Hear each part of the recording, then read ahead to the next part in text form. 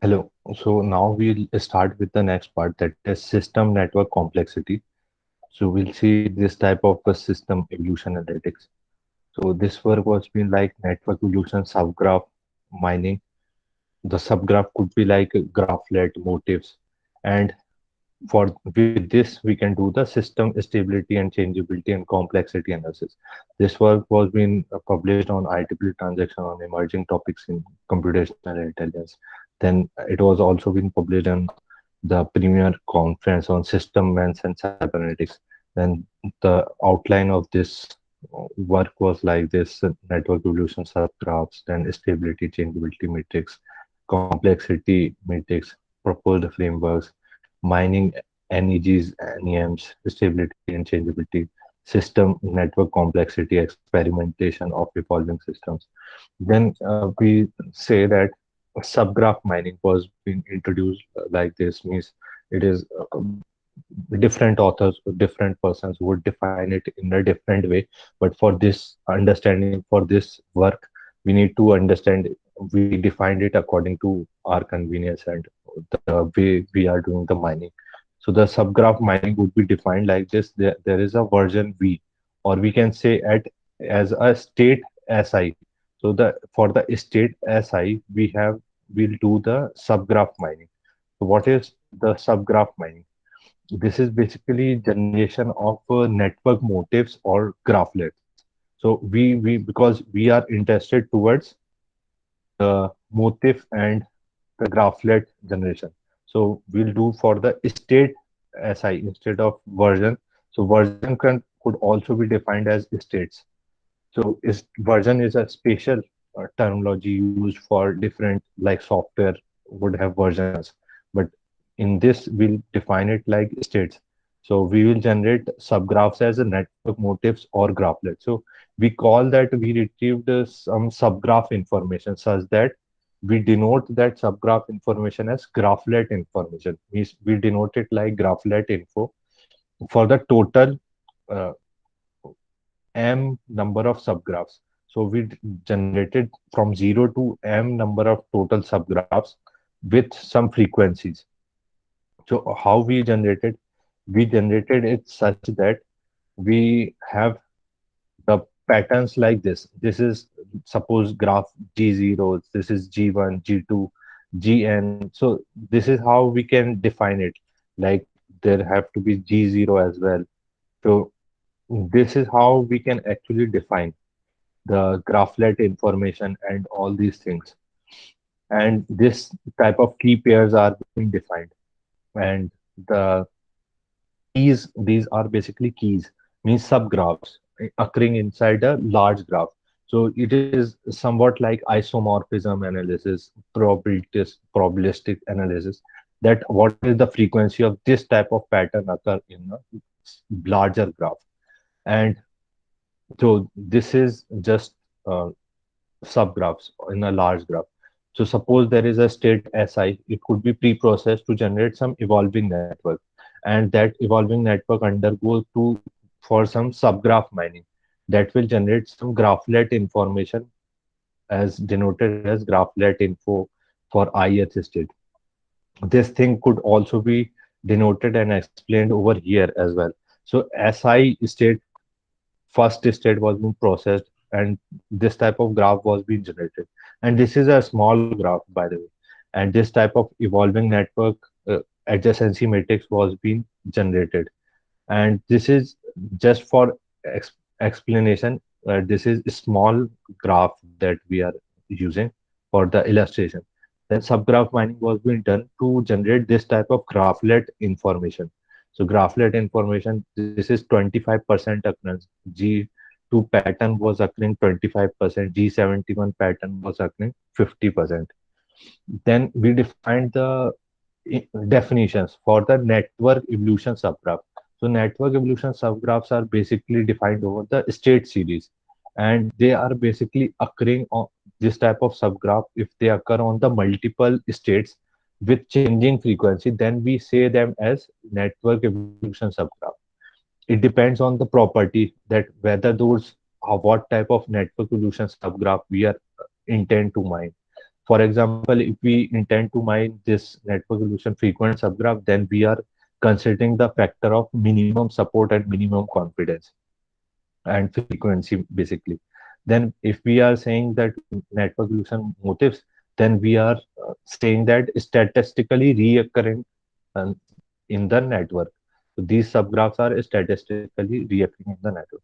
If we attempt to mine for the network evolution graphlet, then we say that subgraph would be induced subgraph in the network.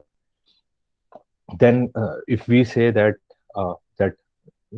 graphlet GJ is a network evolution graphlet, this is NEG, then the aggregate frequency of that would be denoted as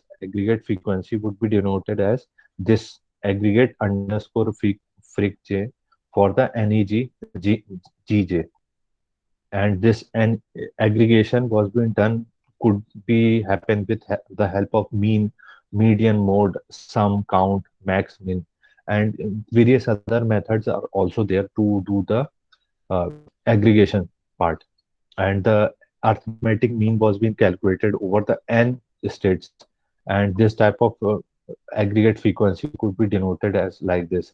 So this is arithmetic mean, that frequency of uh, all the graphlet from 0 to m, capital M means the numeration, and the number of states for that particular jth graphlet. Means jth graphlet means whatever be the enumeration for that jth graphlet, we just calculate what are the frequencies of that particular graphlet in various states wherever it occurs, whether it's 0, 25, 24, or 50, anything could be there, and it will be divided by number of states.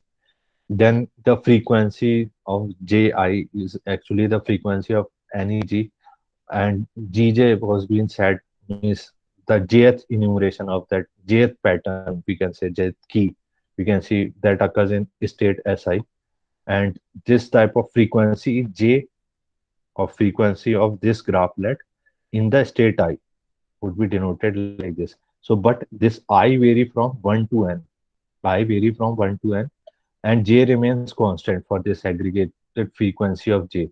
This will actually give us mean, and I would be variable, and j remains constant for the gj.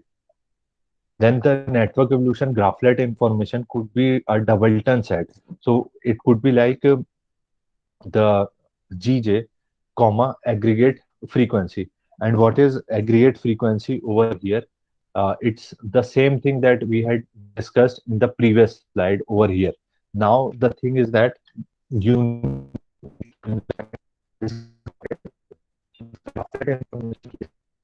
doubleton set of this gj comma aggregate frequency. So just putting this gj comma this aggregate frequency. So it's almost a similar thing that we had discussed previously, and the denotation is negs underscore info. So gj is the jth neg network evolution graphlet with some aggregate frequency defined as aggregate frequency j, and j is the enumeration for the neg. And this is all defined as such that m dash is the number of retrieved uh, negs. So m dash is the number of retrieved negs, and that are distinct and non-redundant graph. Means you have the distinct this much m dash number of distinct negs over all the system states series. So this for a particular system. So these are the number of uh, m dash is the number of keys or the subgraph, that pattern of the subgraph actually occurring in the all number of states. So this is how we define this network evolution graphlet. Then further, this network evolution graphlet over the state series for the function fj is such that it would represent this graphlet frequency and over the different states. Then we can enumerate all these things over different GJs. From actually J varies from 0 to capital M. Then we can calculate this changeability matrix as the differential gradient over these frequency.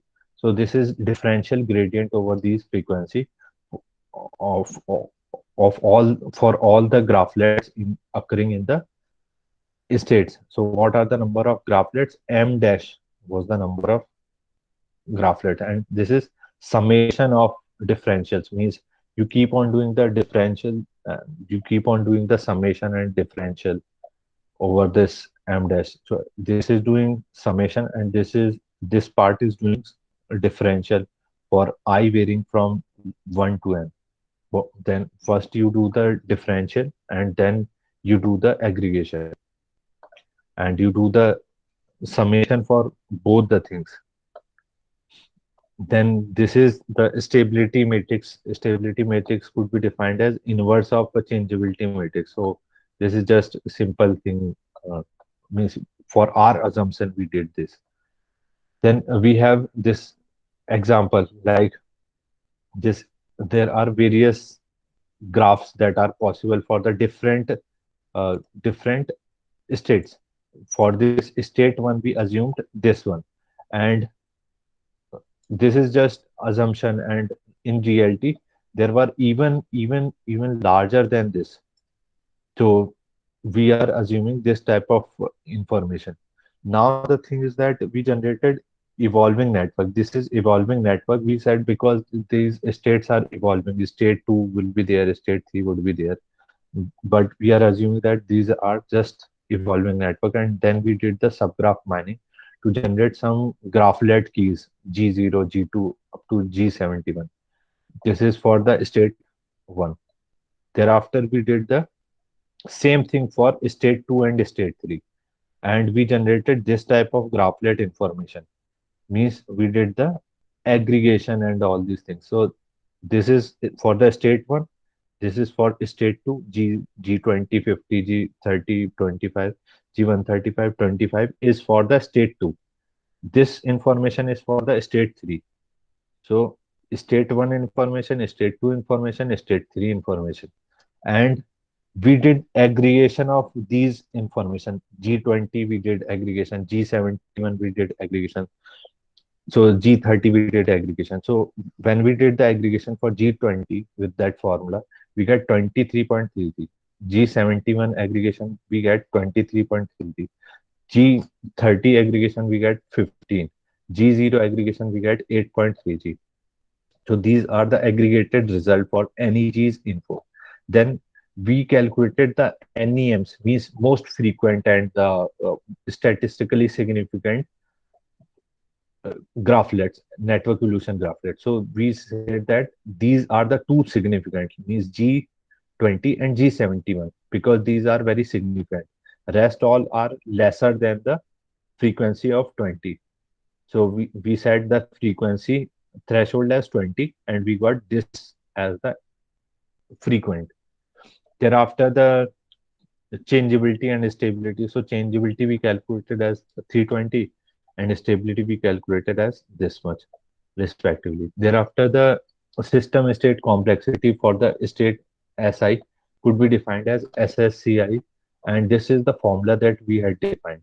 That formula is basically weighted arithmetic mean over the cyclomatic complexity. I am assuming that you already know that McCabe's cyclomatic complexity for, and we calculated the McCabe's cyclomatic complexity for all these subgraphs. So for each subgraph, we already know the McCabe cyclomatic complexity, and we are multiplying that cyclomatic complexity of the particular jth subgraph with the frequency of the occurrence of that jth subgraph in all the states. So we are doing what? Weighted arithmetic mean over frequency for that cyclomatic complexity. So we will get the system state complexity for that ith state. Now we are getting information for the ith state, and then we actually do this. Cj is denoting cyclomatic complexity, frequency ji is denoting frequency of graphlet jth on state si, occurring on state si, and m is basically the count of retrieved graphlets in the state si.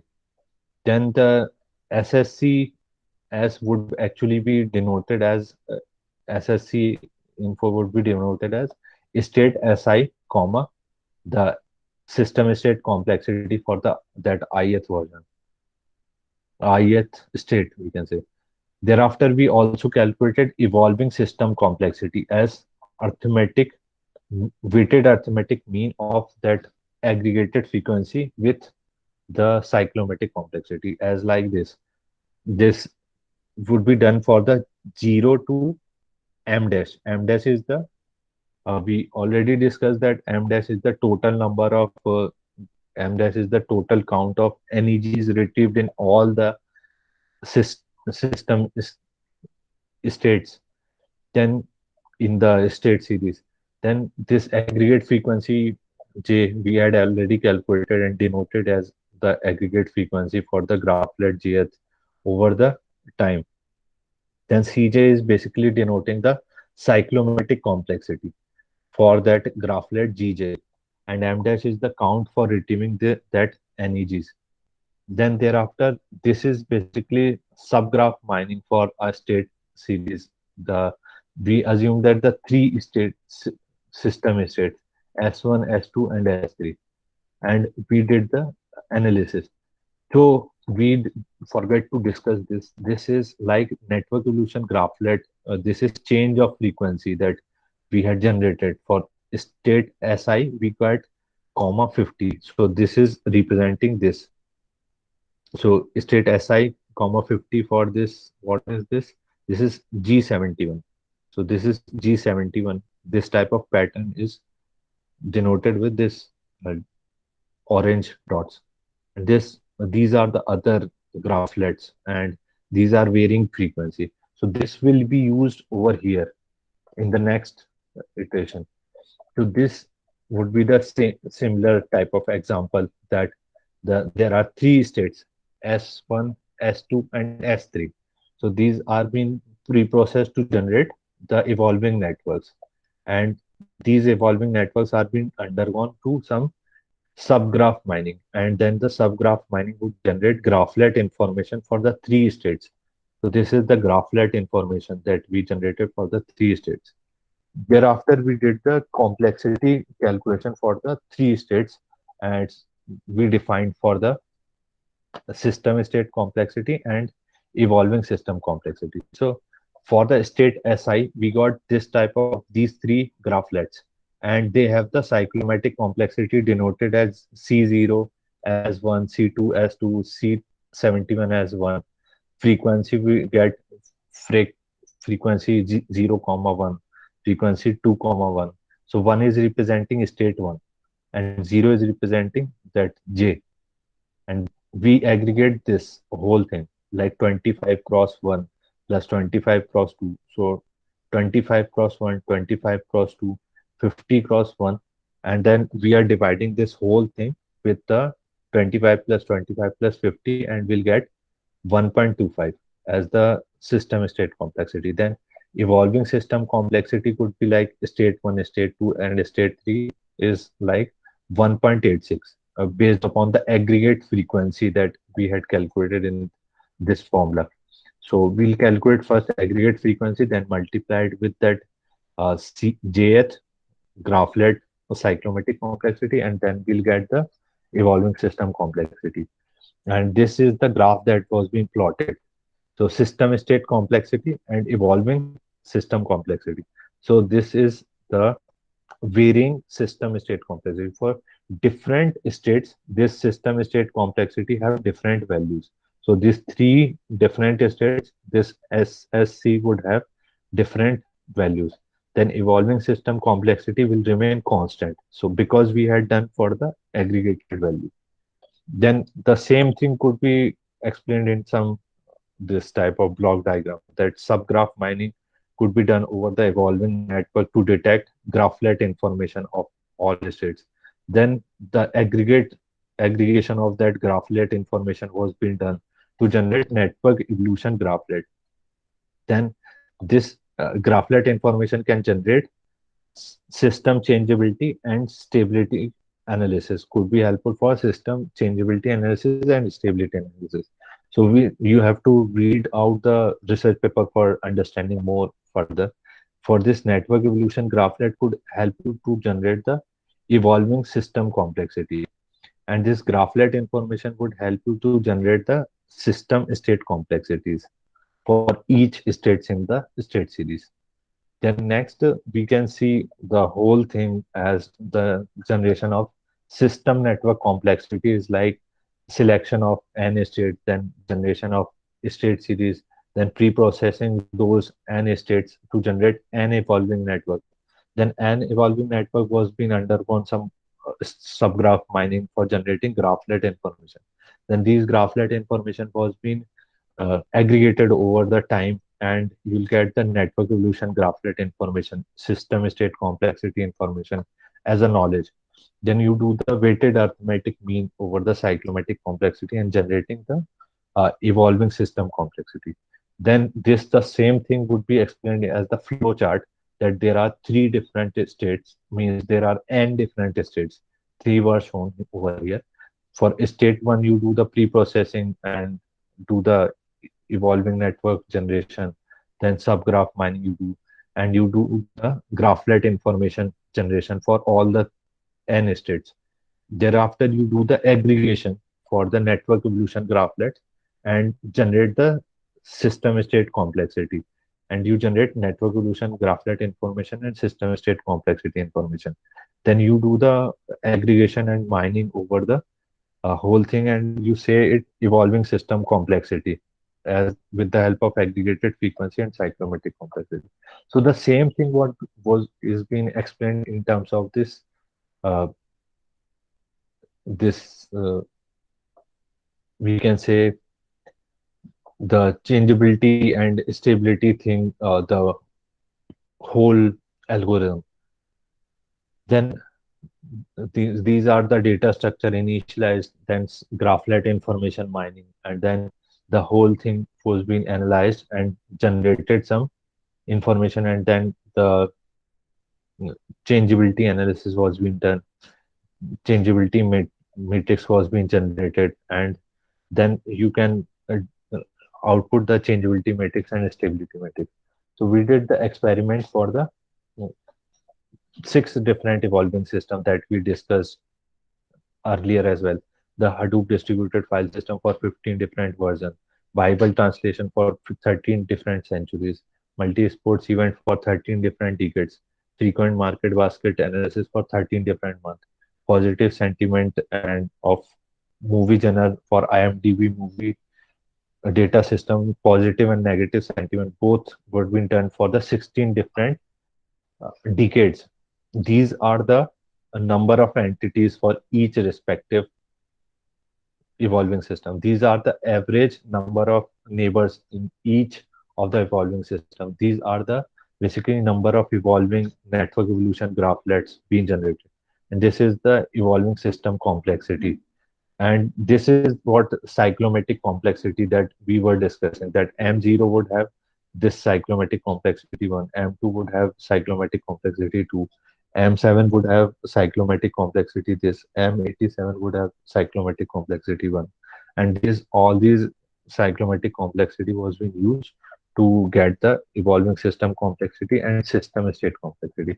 So the same graph we plotted for the different versions of Hadoop distributed file system for the system state complexity and evolving system complexity. Like this is the varying system state complexity for different states. This is the evolving system complexity for the whole Hadoop. And this is for the Bible translation for the seven. This is varying different centuries from 7 to 20. This is various decade analysis for the multi-sports event from 1910 to 2010, and the same thing for the month based analysis for the frequent market basket for the retail market analysis. This is representing 12 means December, 10 means 2010. So 1 means January 2011, 2 means February 2011, 311 represent 3 means the that March 2011 and so on till December 2011. So you generated the system state complexity for this and so well as evolving system complexity. Similarly, the complexity analysis for the decades of positive sentiments of words and negative sentiments of words for the IMDb movie genre system from 1890s to 2010. So this actually represent various decades, 1930s, 1940s, and so on. And again, you calculate the system state complexity and evolving system complexity. Thereafter, what's the conclusion? So the graphland information is being used for generation of system state complexity.